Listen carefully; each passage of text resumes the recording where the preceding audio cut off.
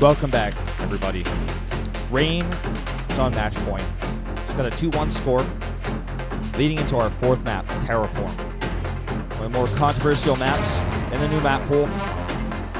But there is no meching Terran going into this one. Rogue needs a win.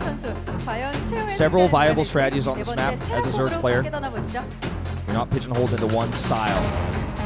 But Rain looking strong. His late game, very, very powerful. Rogue taking a gamble with an 8 pool in set 2. Definitely cost him. Setting up for a strong late game from Rain. Handling that, Broodlord composition very well. Rain grew up in Starcraft 2 in the Broodlord era. He came in around that Mothership Vortex era, so he's like, I'm pretty well versed at dealing with this. I know how to deal with Blinding Clouds. I played Starcraft 1. But he's one win away of knocking Rogue out. Rogue did advance the round of 16 in the GSL, but he wants a championship. And if he wins this, it'll be his best finish in an individual league in Korea ever. So we'll see if he can actually make that happen here on Terraform. Let's go into it. Rain versus Rogue, set number 4.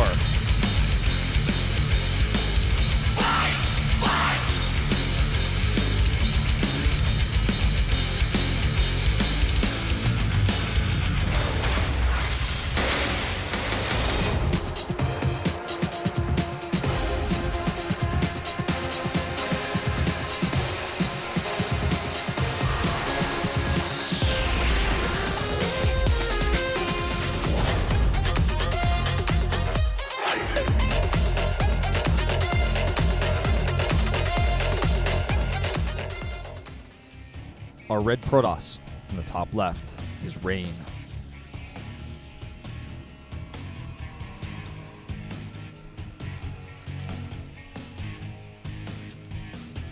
His opponent to the bottom right in blue is Rogue. Rogue needing to win the next 2 games in order to advance. Rain on match point. This is Rain's very first Star League. In both Season 1 and Season 2, he was unable to qualify for Challenger. Rogue, on the other hand, in Star Leagues, in Season 1 was able to 3-0 Sulky. Some people joke he made Sulky retire, but then failed in the round of 8, 0-3 versus Stats, where he started to get his reputation for being a weaker individual league player. In Season 2, he lost 0-3 to Hurricane in Challenger, was unable to qualify for the regular league, which then furthered this stereotype that Rogue just simply cannot play longer matches and that he has issues with confidence if he starts to lose in a longer series. Now to the bottom left here, we have the gold base taken. Let's see how quickly Rain can identify this. He goes for a gate first. We are going to see gas before pool here, which can always really make a Protoss player feel nervous when they don't know where the hatchery is. Nexus will be placed at 248. The probe is going to go on the hunt. In fact, he sends 2 probes. Also checks the main base. Something Classic failed to do versus Rogue. It cost him his round of 8 life. Dropping out in 3rd place in the round of 16. He is sending a probe to the left, but does not check the gold base yet. Looks like he's going to loop around to do so now. Checking the wrong side, though, of the gold base. Okay, confirms. Very nicely done. Cybercore is placed, as he wants to have Warp Gate as soon as possible to pressure such base. Because that base is so close. With just a forward pylon and a few gate lineage walking across, you can do so much. Alternatively, you can send a very, very early Oracle to do damage as well. Let's see what Rain decides to do as that Cybernetics core finishes up. The Nexus is nearly finished as well. One thing about this gold base is, and you'll hear anybody tell you about it, all 3 races is going to affect, including Terran players, as we saw in Dream versus Hack in the GSL Challenger. If you place one of your bases at one of these gold bases, one of these central bases, as there are 2 blue bases as well, you are vulnerable to ranged units from behind your base. So, say 3 Stalkers get behind that mineral line. You've got a problem. Ooh, the Roach Warren is scouted. So now Rain knows what he needs to do. This is a very bad place for Rogue. Very, very bad. Forge comes down. Oh, and that drone's on the wrong side. Oops, that's going to cause a long, long trip back to the hatchery. He just needs to get sentries and cannons to defend this. I almost feel like Rogue should switch plans. He knows his base has been scouted, but he's going to commit. He's saving the larva. We're going to see 7 or 8 roaches started immediately. 7. The 8th one going to start up as soon as he's got that 25 gas. And we're going to see a big roach ling attack. And all in, those cannons need to be placed. The first one has been placed. The second one going to come as soon as he has 150 minerals. There it is. Another thing that we could see here is perhaps a spine crawler push or something like that. That might be a better follow-up here, but it's going to cost him a lot of minerals. He's going to have to do a hatch cancel into a spine and evolution chamber, whatever, sort of get the creep spreading. You know, but he doesn't have layer tech. He can't get the overlords spread the creep. I don't think that this is going to work. 2 cannons are ready. The mothership core is already starting to damage these units. Mind you, it has enough energy for a Nexus cannon. There's enough bank with 37 probes to continue walling. And Rogue is going to fake it like he's not committing and then come in with a ton of links.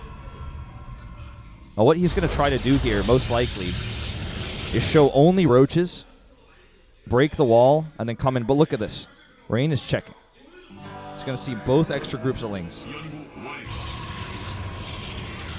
Feel Rogue is choking here. He's going to go for it. Let's see if those force fields are on point. Let's see if they're true. The first one actually saves the pylon. The simulator's canceled. He's adding additional cannons now. That's still a lot of lings and roaches. Down goes the cyber core, which means no more sentries. A few lings do get inside, but I feel that the damage to these roaches has already been done. Nexus cannon plus additional force fields he can add. 3 more cannons to finish up here. 40 probes to 22 drones. And already the cyber core is being remade. If he could kill that one pylon, if we could just kill it, this could be a different game, but he just cannot. He cannot kill that pylon. He knows it's over. Yet again, he will fall in the round of 8. He's going to give it one more shot. Here they come. Zealot at the ready. 3 force fields available. He backs off. Starts a lair. Additional gases. Perhaps a Nidus follow-up. Already the coverage in Rain's base is solid.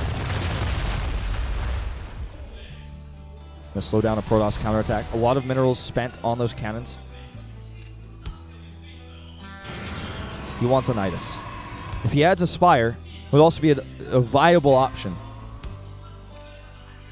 And both, though, seem weak and predictable. Rain has so many sentries, the energy is building. He can continue to hallucination scout. 3 more gates going to pop. And remember, full vision of the main base. A Nidus into the main is impossible. Unless Rain is just simply not paying attention. So, because I could see everything, I prefer a Mutalisk follow-up, but we do see Roach Speed on the way. Shown to the Phoenix Scout. We might cancel it. He might also be trying to bait Rain into a timing attack that he shuts down with Roach Speed to get himself back into this. A very difficult map for a Protoss to take a 3rd base on. Alright. Protoss moves out. Lings come in. Zealot at the ready, though. 5 photon cannons. Too much firepower. This is what I was talking about earlier. It's coming into play here. Ranged units can hit these drones from across the back of the mineral line. Roach is getting a lot of great hits on this. This might actually force a recall. Needs more lings to come up, though, once the force fields fade. And here they come. There's the recall. Rogue is holding on. His tournament life on the line here. He's hidden a Spire. Roach Speed still on the way. Not canceled.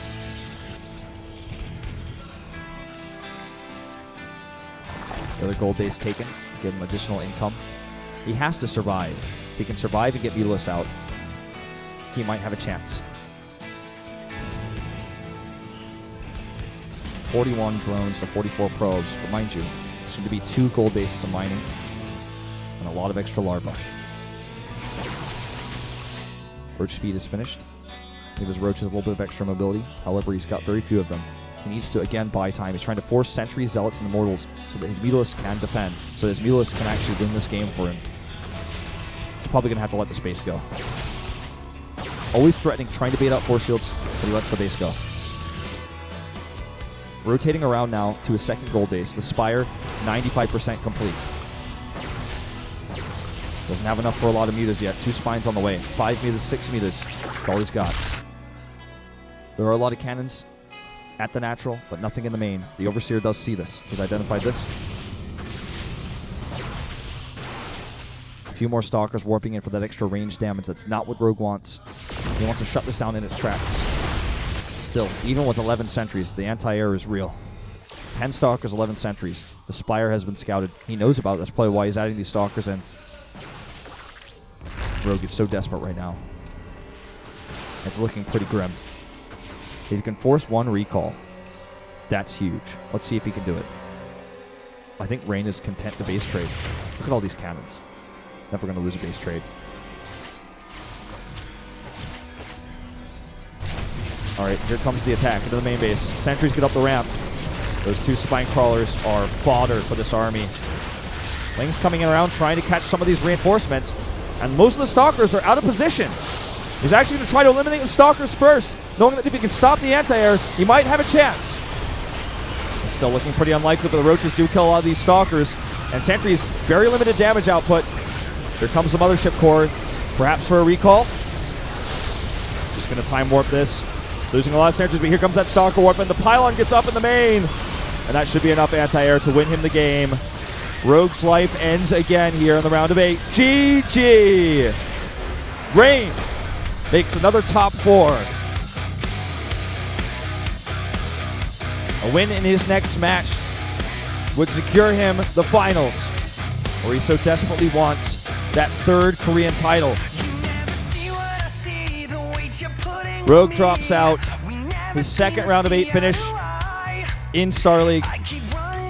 Season 1 losing 0-3 to Stats. Season 2 losing in Challenger 0-3 to Hurricane. At least today he was able to make a dent in Rain. He was able to take the first game. He still has GSL to look forward to. However, his team's Pro League results have been so weak that he will not have a round 4 finals. So for him going forward, the GSL is so important now.